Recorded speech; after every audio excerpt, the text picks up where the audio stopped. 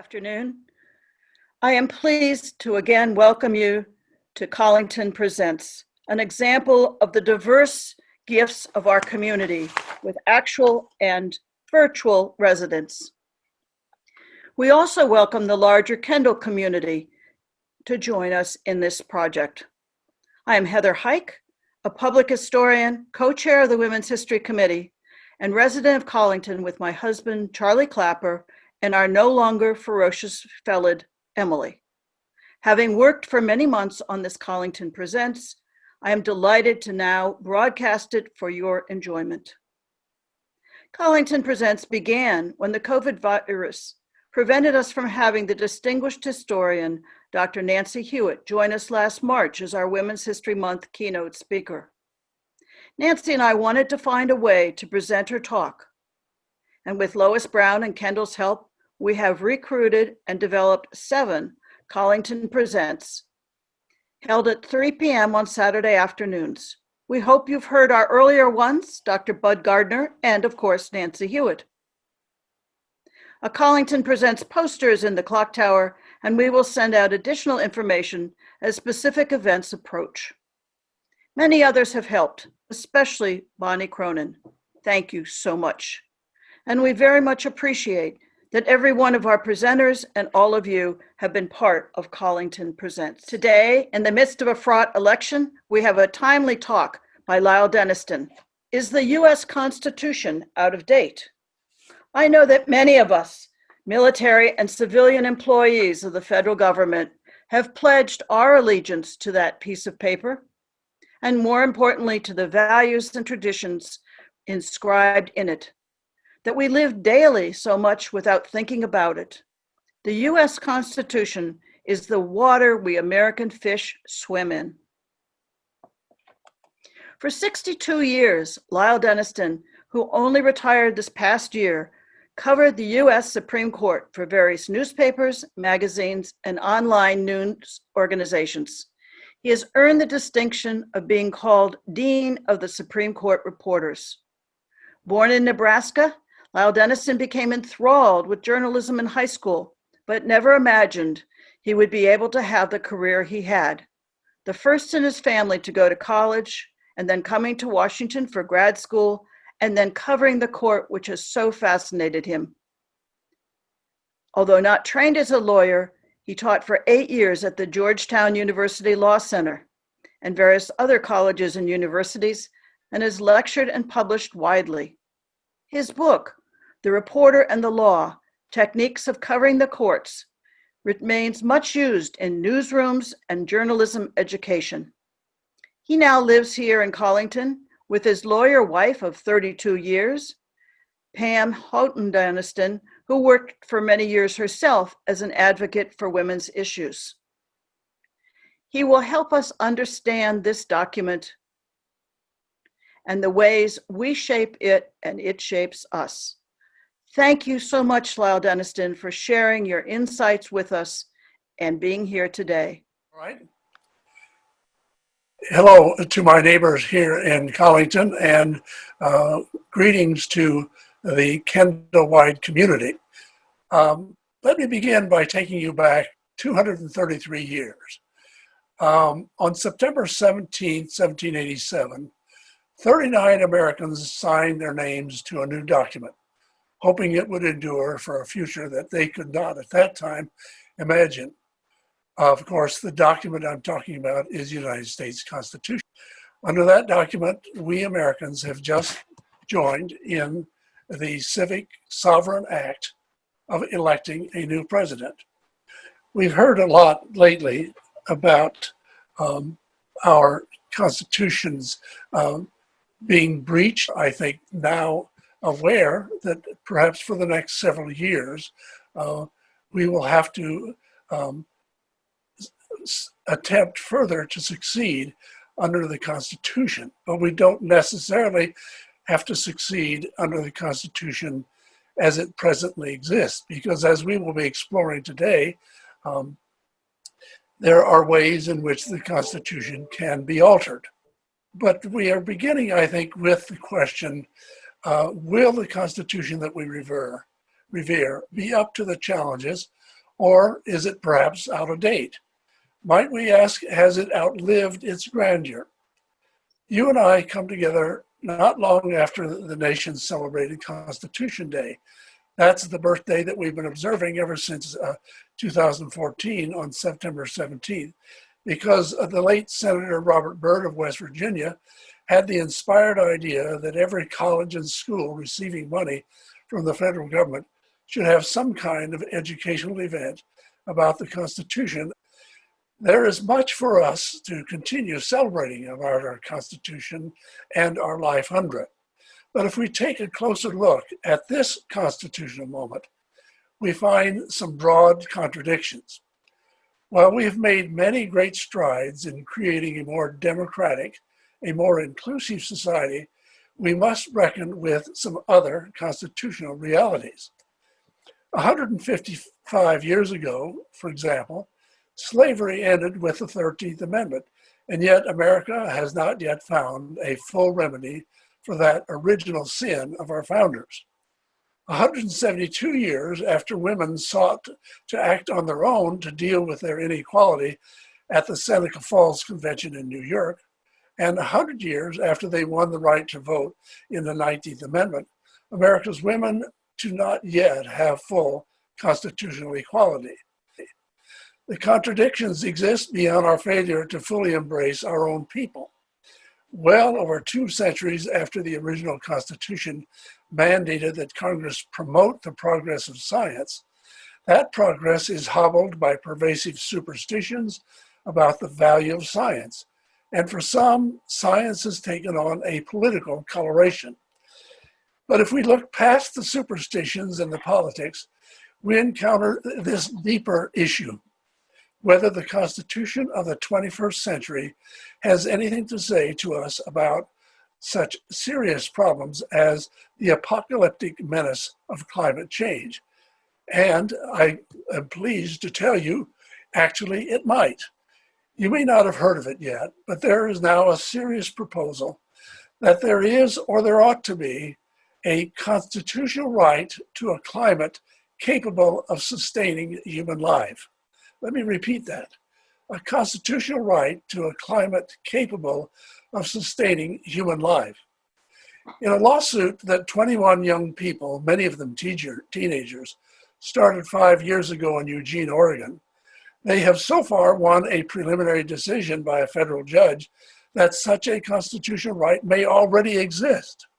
If that notion ultimately were established and the federal government is vigorously challenging it, the end result could be a court order that required the federal government to come up with a master plan for ending America's dependence on one of the main sources of global warming, carbon fuels, that is oil, gas, and coal. But if that right is not now spelled out in the Constitution, how could it be constitutional in nature, we ask? Well, in the federal court in Oregon, Judge Ann Aiken ruled, at least tentatively, that such a right might be found within the spacious language of the Due Process Clause of the Fifth Amendment. The case has not yet reached its final stage, but it is a good place to start in our discussion of both the modernity and the antiquity of the United States Constitution. This case shows, once again, that Americans think of their Constitution as a guardian of their existing or their aspiring rights, that the Constitution is flexible enough to include expanded protection for those rights, and that there are judges willing and able to recognize that new breadth in changing times. But that case also may mean that some Americans have actually lost faith in Congress and their state legislatures to respond to change, and for others it may prove their abiding suspicion that the courts have gained too much authority to order our lives. It is true that the young people's lawsuit is audacious and may turn out to be a long shot, but given the history of the Constitution since the founding era, how far is it from what has gone before? Would any reasonable person think that the American Business Corporation is protected as a person under the Constitution with rights all of its own? Well, the Supreme Court did say so in 1886, and it said so without any argument by lawyers. There is no constitutional right for women to be treated equally to men, except in the right to vote. But the Supreme Court, since 1971, has been reading the Constitution to assure some, though not yet full, equality for women. Where, but in an interpretation of the Constitution, did the right to an abortion emerge, or the right of gays and lesbians to marry? Americans, of course, have the power to expand the reach of the Constitution and gain new rights if they can assemble a sufficient national consensus to promote a change by formal amendment under the Constitution's Article 5. We do know from the history of the Philadelphia Convention in 1787 that the founders did not believe that they had written the last word on government. As George Mason of Virginia remarked that summer, quote, "The plan now to be formed will certainly be defective. Amendments therefore will be necessary, and it would be better to provide for them in an easy, regular, and constitutional way than to trust to chance and violence," unquote. I'd also remember the preamble did not proclaim a perfect union, but only a more perfect union. We will also remember, of course, that in quite a few of the colonies, the price of getting the original document ratified was the promise that a former Bill of Rights would be added soon after when the first Congress actually met. Another Virginian, James Madison, delivered on that promise. The acknowledgement of new rights has continued ever since. There have been 17 additional amendments. The most recent, the 27th, was added in 1992 to forbid Congress to raise its own pay until after the members had returned to the people to stand for a new election. The overwhelming majority, 16 of the entire 27 amendments, were adopted to create or to expand the people's rights. The other 11 were either designed to specifically restrain government power, which also tends to enhance people's rights, or to correct what were deemed to be structural mistakes or misunderstandings. We will return to the question of amendments a bit later. At this point, we should stress that the greatest engine for change still has come from the courts and through the process that we call judicial review. At its most basic level, this is the process by which the courts review the acts of government to see if they conform to the Constitution itself. But it is also the process by which the broad wording of the Constitution is interpreted and reinterpreted, and the result has been far more of an expansion than a narrowing of the text's meaning.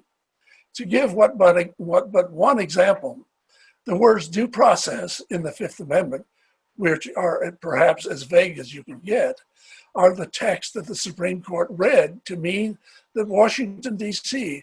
had to end racial segregation in its public schools, at the same time that the Supreme Court interpreted the 14th Amendment's guarantee of illegal equality to require all of the states to desegregate their schools. This process of judicial review and interpretation is far from simple. The Library of Congress has identified 8 of the most common methods on how to interpret the Constitution's language. One of those is what's called the originalist approach. And if you listen to the Senate hearings on the nomination of the new Justice of the Supreme Court, Amy Coney Barrett, last month before the Judiciary Committee, you heard a lot about the originalist theory because Justice Barrett appears to embrace that as her preferred method of interpreting the Constitution. Historians actually trace the idea of judicial review back to the 17th century and an English jurist, Sir Edward Coke, who first spelled out the idea that even Parliament, which is clearly the sovereign governing authority in England, must abide by a higher law. The idea of judicial review is not spelled out explicitly in our Constitution, but it has been understood to exist ever since the first Congress in 1789 created a federal court system giving the Supreme Court the authority to review issues arising under the Constitution to ensure that the Constitution remains, quote, the law of the land, unquote. The idea that courts should be the ultimate interpreters of what the Constitution means was established in this country not by the Constitution itself, but by its interpretation. This is a very interesting phenomenon. The Supreme Court, one asks, is indeed the ultimate interpreter of the Constitution, and indeed it is. The Supreme Court in the year 1803 brought the single most important constitutional decision it has ever made, the ruling in the case of Marbury versus Madison. There, Chief Justice John Marshall wrote, quote, "It is emphatically the province and duty of the Judicial Department to say what the law is," unquote. That established clearly for the very first time that the court had assumed for itself the full authority to nullify laws that it found to conflict with the Constitution. That quotation was repeated in more modern times as the Supreme Court grew more impatient that the South was not ending racial segregation in the public schools, despite the court's ruling in Brown versus Board of Education. 4 years after the Brown decision, the court insisted that the schools in Little Rock, Arkansas must obey that decision and do so promptly. In the boldest claim that the court has ever made to the use of its interpretive power, the court repeated what John Marshall had said in 1803 and then gave it a broader scope. What Marshall had meant, the court declared, was that there exists a basic principle that, quote, "the federal judiciary is supreme in the exposition of the law of the Constitution, and that principle has ever since been respected by this court and as the country as a whole as a permanent and indispensable feature of our constitutional system." So that's where you get the concept of Supreme Court supremacy in interpreting the Constitution. In other words, it has the last word. In essence, that means, of course, that the meaning of the Constitution is what the Supreme Court says, unless the people gather and bring about a constitutional amendment. But I want to assure you fully that this kind of flexibility on the court's part does not mean that the wording of the Constitution is so flexible that it can mean anything that the people or the courts might want it to read. There are restraints on the court's authority to find new meanings in the Constitution. One of the most important of those restraints is self-restraint, believe it or not. That is the tradition that the court will only decide a constitutional question when there's no other way to resolve a case before it. And there's another tradition which dates back to 1793, that the court will not give legal advice to the other branches of government outside of what it says in a real lawsuit. There is also a tradition of showing respect for prior interpretations, prior precedents of the court itself. And there is the rule written into the Constitution itself that the court must wait for genuine legal questions to be brought before it. It cannot reach out to create a controversy all on its own. Furthermore, the justices obviously understand that the process of interpretation was never meant to displace the formal amendment method. In fact, the court's own constitutional decisions have been directly overruled by constitutional amendments 5 different times. That first happened with the 11th Amendment, which took less than a year to overturn a decision by the court on states' rights. And it happened again most recently in 1971 when the ratification of the 26th Amendment, which lowered the voting age to 18. The history of changing the Constitution through the formal amendment mechanism is spelled out in Article 5. And it seems, when you look at it superficially, to be somewhat haphazard. It occurs at odd intervals. It appears to deal with unrelated issues much of the time. But if we look at it in more detail, patterns do emerge. I just mentioned the 5 amendments seeking to correct judgments of the Supreme Court. That is a pattern. In addition, the 3 so-called Civil War amendments, the 13th, 14th, and 15th, were definitely related to each other, and together they cemented into the Constitution President Lincoln's Emancipation Proclamation by abolishing the institution of slavery, at the same time allowing the freed slaves into the American political community with a guaranteed right to vote. One can also detect in that same history a recurring theme, and it is quite remarkable how consistent this particular theme has been. Of the 17 amendments that have been added since the Bill of Rights gained ratification in 1791, 9 of those 17 have dealt with the right to vote, and most of those expanded that right. We mentioned earlier the 19th Amendment, which, of course, is having its 100th anniversary this year.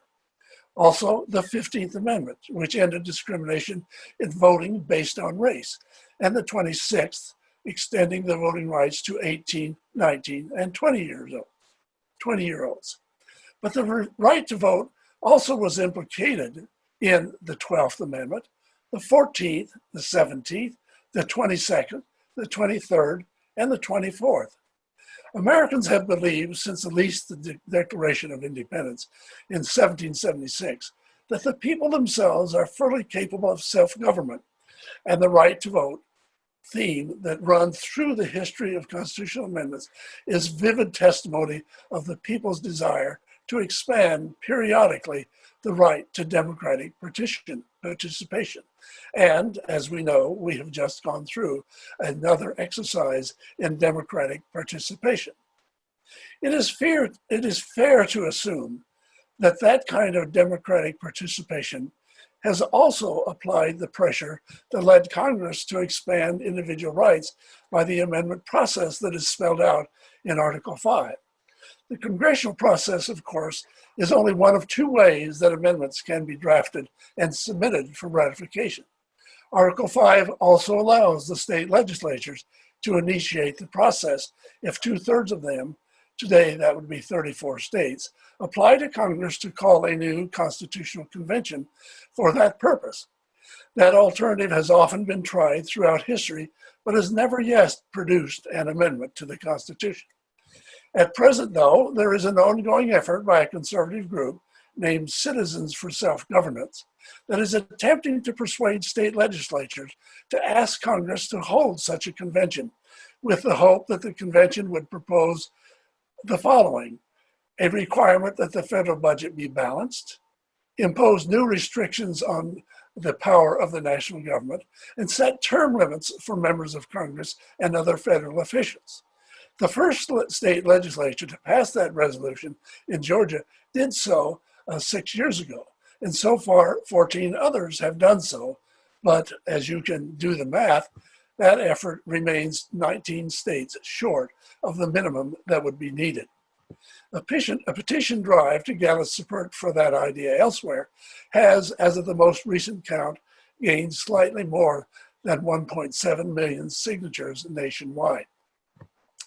Some historians have argued that Congress has jealously guarded its role as the initiator of constitutional amendments.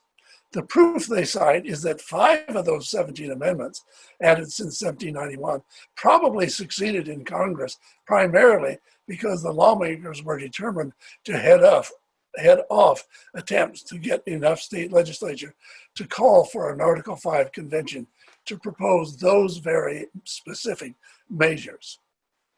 Now, today we come face to face with a new reality. If the amendment process under Article 5 is seen by the people as a workable way to expand individual rights, and in particular the right to vote, it is worth noting that the last time such a rights-enhancing measure was put into the Constitution was 49 years ago, the ratification of the 26th Amendment, lowering the voting age. With a hiatus that long, could it be said that the Constitution now is completely up to date in conferring the right to vote? Well, hardly. What about the spreading effort in recent years to suppress or make more difficult the exercise of voting rights through such means as voter ID laws, purges of voter rolls, closing voting precincts, limiting mail-in voting, sound familiar, and so on? Wasn't 2020 a case study in voter suppression? What about the Supreme Court decision in 2013 that ruled unconstitutional the most effective part of the Voting Rights Act of 1965? Or the decision by the court just last year, closing federal courts to lawsuits seeking to end partisan gerrymandering of election districts, that is, the ancient practice of gerrymandering to gain partisan advantage. Can it be that the Electoral College, which 5 times has awarded the presidency to the loser of the popular vote, does not need modernizing? We've been asking a lot of these questions lately about the Electoral College. A potential answer to at least some of these questions is that America's politics has grown deeply polarized along party lines, or tribal lines, we might say, and that may well have diminished significantly the chances for any further amendments, however strongly desired a particular amendment may be among a significant share of the American people. At a more basic level, might it be said that Article 5 itself is out of date? Assembling a movement to seek any amendment now be frustrated by 2 very real facts. The first is that 34 senators from the smallest states, which together have only about 7% of the nation's population, can defeat a proposed constitutional amendment when it's being considered in Congress. The second fact is that the 13 smallest states with under 4% of the nation's population can keep an amendment from being ratified and becoming a part of the Constitution. While most people very likely would agree that it should not be made too easy to amend the Constitution for fear that it might get filled up with trivial or transitory provisions, or that the majority might simply overwhelm the minority, the reality is that Article 5 in its present form does pose a substantial obstacle, even to a widespread aspiration among the people for constitutional revision. This is not to suggest, by any means, that smaller states are necessarily more resistant to constitutional change than larger states are. But it does illuminate more clearly that America has long been the habit of handing a great deal of constitutional power to a very small proportion of its population. Actually, the Constitution has been tilted that way since the very beginning, exaggerating the smaller states' role. The Constitution itself, historians have told us, would not have been written and would certainly not have been ratified if the smallest states had not gained much of what they wanted at the Constitutional Convention more than 2 centuries ago. What they wanted most of all, they did achieve. Each state having an equal vote in the United States Senate, no matter how small or how large. Today, Wyoming is our smallest state. It has 2 senators, and so does California, our largest state. And one of the more interesting things about that equal suffrage or equal representation of the states in the Senate is that under Article 5, the Constitution can never be amended to take away a state's equal status in the Senate without its consent. And as you and I can imagine, a state is not ever to engage in the act of self-denial that would permit it to lose or have taken away from it its equal representation in the Senate. That is, of course, the only provision of the Constitution that appears to be insulated forever from amendment. It was added, interestingly, to the document on the very last day of the convention in Philadelphia, and it was added without any debate at all. Perhaps in the heat of the summer of 1787, the delegates were willing to get home and be done with it. Incidentally, by the way, a little more history. There was a time when serious consideration was given to another amendment that once put in the Constitution could never have been removed. That was a proposal that Congress actually sent to the states for ratification. It was called the Corwin Amendment after the member of Congress who introduced it. Introduced in 1861, it ruled out any amendment ever to abolish slavery. The amendment, of course, failed because the Civil War intervened. And as it turned out, slavery was doomed by that war. It is important to realize that had the Corwin Amendment been placed into the Constitution, there could never have been a 13th Amendment to abolish slavery, a 14th or 15th Amendment to protect the rights of former slaves. As we now, in our time, look over the Constitution clause by clause, each of us could pick out those that we would regard as out of date. An easy one for all of us would be that each member of the House of Representatives represent only 30,000 people. That's the way Article 1 read in the beginning. But Montana's a single member of the House. It's entitled to one because every state gets at least one, however small, has the largest constituency. That representative from Montana has slightly more than 1 million constituents, that is, the entire state. But by contrast, the member from Rhode Island's 2nd District represents the fewest people. He has only about 520,000 constituents. That's about half of the Montanans' constituency. Thanks to the 14th Amendment, the federal census taken every 10 years no longer counts each former slave as 3/5 of a person, as Article 1 provided in the beginning. That is clearly one that we happily do without. And the 3rd Amendment that bars the government from seizing any of our homes as a place for soldiers when they're on duty also seems to be another anachronism. While some of those provisions do show their age, the reality is that there is very little else in the Constitution that has completely lost its significance or its relevance. Even so, it remains quite easy to wonder if our union might be made more perfect if we were to change it further by whatever means, by new amendments, by constitutional interpretations, or otherwise by legislation where that is possible.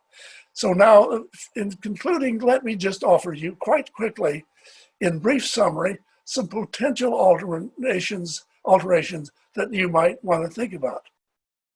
How about reviving the Equal Rights Amendment to guarantee women equality? Should we give the government power to save the climate? Should we find a way to close the income inequality gap? Should we devise remedies for systemic racism, remedies that work? Should we insulate voting from suppression? By the way, it may interest you to know, and this is a very significant fact, the Supreme Court does not guarantee the right to vote as a specific right. In many places, it assumes that it exists, but there is no provision that expressly says the right to vote is constitutionally mandated. Should we guarantee rights for children and for seniors? They are not entitled to full equality of the law. Should we make adequate health care a right rather than simply a grant by Congress? Should we curb the power of Facebook and the internet giants? For example, should we create a right to be forgotten so that we could be taken out of databases like those? And finally, should we make gun control genuinely workable to end gun violence in this country? Citizens of our self-governing republic may well find it useful to ponder those ideas and others that I'm sure many of you can come up with. But we must remember that our Constitution, while much revered, may have some gaps worth filling, and then consider what might be the best way that we want to do that. Thank you so much for your time. And Lois will, I think now, have some questions. Thank you very much, Lyle. Yes, I do have some questions that I'd like to ask you. You gave us a very nice long list of things to contemplate.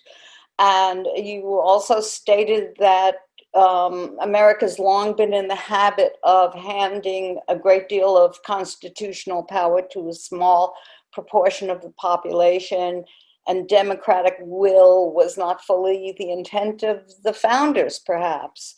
It's been 49 years since the last amendment. So out of your list of things to ponder, what changes would you consider most needed to keep up with the times, and how can we achieve these? Well, I think I would start with the one that's at the top of the list. Forgive me. The top of the list that I gave you, which was to revive the Equal Rights Amendment, because that may well be possible more than any of the others that I suggested.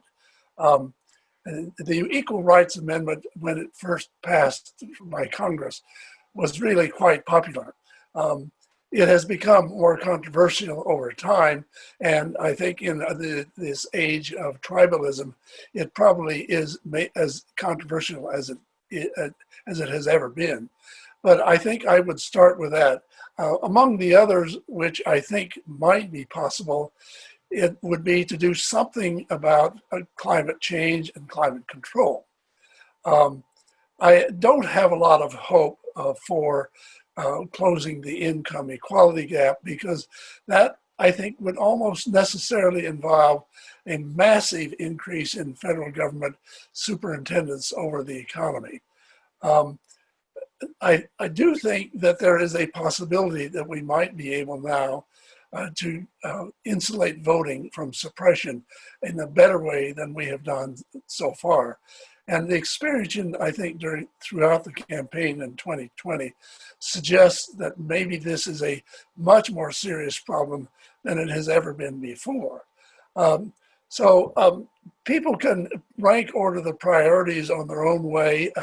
Many people, for example, are very concerned about the right of privacy in the internet age. And so it may well be that you could push an amendment like that across to the finish line. Well, you hit a couple of my next questions, actually. You said clearly that there is no constitutional right for equal treatment of women. Do you think that since Virginia became the 38th state to ratify it this past January, that the ERA is good to go? Do you think the court would consider that? Well, Lois, that is already under consideration in a case involving the state of Virginia, raising the very explicit question was Virginia the 38th state? Remember, there were 5 states that originally had ratified the Equal Rights Amendment, either in the beginning time or later when it was extended from ratification period. Mm-hmm. 5 states that ratified and then withdrew their ratification. So the question is it 38 or is it 35 or 33, even if you count Virginia? So that's going through the courts now. And I am afraid my own perception is, and this is purely a guess, but I do not think that a court composed of 6 conservative justices would necessarily find that the ERA can now be ratified on the basis of what Virginia did in attempting to become the 38th. So there is an effort in Congress, as you surely know, to try to start all over. And there are women advocates and advocates of women's equality who are saying, let's do it that way because of the risk that it will fail in the courts. And that would probably set back the political cause if that were tried and failed. Yeah, I'm afraid perhaps you might be correct.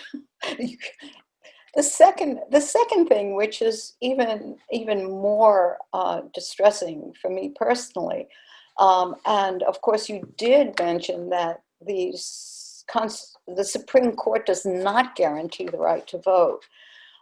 Many of the constitutional amendments dealt with the right to vote theme. And I'm concerned that the partisanship of the Supreme Court is now going to work against securing that right, especially now as the country is divided and awaits the outcome of a very close election. Do you have confidence that the Supreme Court can really make a constitutional decision? Well, if you mean, am I confident that the Supreme Court would do more to support the right to vote? This is a court that has not really been sympathetic to the right to vote generally.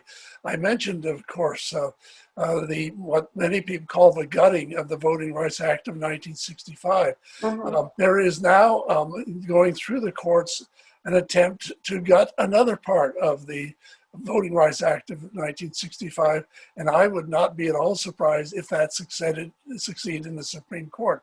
That would take away what's called Section 2, which is the part of the law under which anyone can bring a lawsuit nationwide claiming that they were the target of discrimination in voting under the Voting Rights Act. So if that goes, by the way, the argument is that that was beyond Congress's power, then the Voting Rights Act would further be not only compromised, but seriously undermined.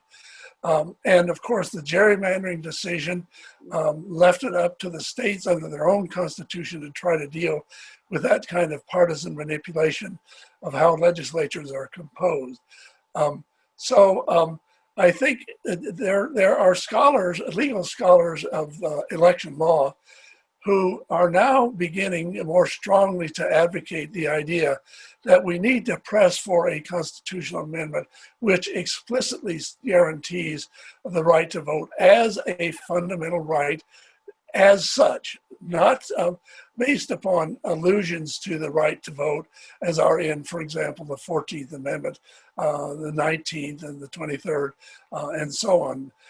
They are under the impression, these scholars, that if we push for and achieve an explicit guarantee of the right to vote, that would in fact cure a lot of the problem of voter suppression. But again, would the tribalism that we now are experiencing, would that tribalism relent enough to put that into the Constitution? It seems really remarkable that anybody could say that in this day and age, somebody would be opposed to guaranteeing a constitutional right to vote. But unfortunately, in modern times, we have learned that no matter how outlandish the argument might be, there's probably somebody who's going to make it. Let's move on to something a little bit more lighthearted, I hope. Sure. What's been the most fun being the top SCOTUS reporter? What's given you the most joy and the most fun? Well, I think probably, and I've thought about this many times, I think the most fun I ever had was in 2000 when the court decided Bush versus Gore and settled the presidential election. For a couple of reasons, Lois. One of the things that you find when you cover the law is that the wheels of justice grind very slowly. But it was an absolute delight throughout the Bush versus Gore controversy that it began and ended in 36 days. And that involved 2 trips to the Supreme Court and 2 trips through the lower federal and the lower state courts. And so a journalist always likes everything to have happened yesterday. And so it was an enormous challenge to keep up with what was happening first in the state courts and then in the federal courts, and then first in the Supreme Court and then back down and back up again.